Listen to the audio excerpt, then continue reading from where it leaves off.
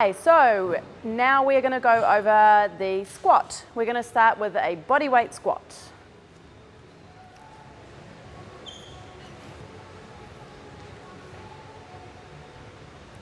From the side. From the side? Yeah.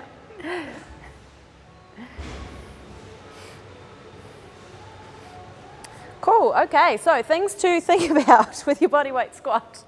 Dogs, think about dogs.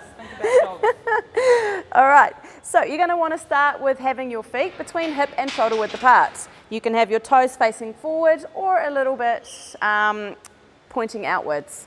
So you want to stay flat on your heels. You do not want to come up on your toes. So you want to stay flat on your heels, keep your chest up, and come down to what we call below parallel. So below parallel, if you can get there, is where the hip crease comes below the top of the knee. So again, the chest is up and the weight is on the heels. What we want to see as well, if you could just go back down to the front, is that your knees stay in line with your toes. So what we mean by that is we don't want the knees collapsing inwards. We want them to stay pushed out in line with those toes, and then we come back up to a standing position. So this is what is called the air squat or the body weight squat.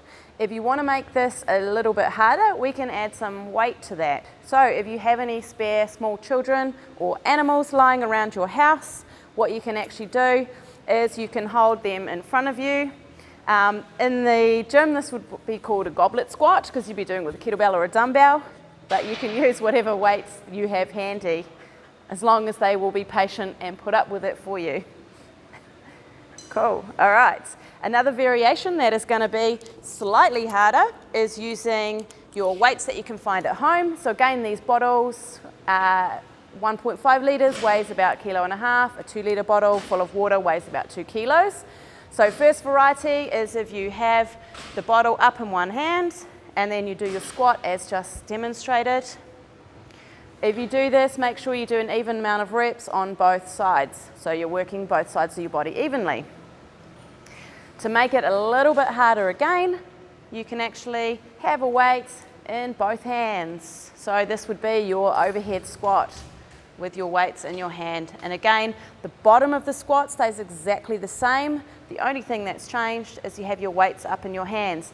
What we're looking for here is to have the arms nice and close to the ear, so not out in front of you and not out to the side of you either. Nice and square above your head. And that is our squat.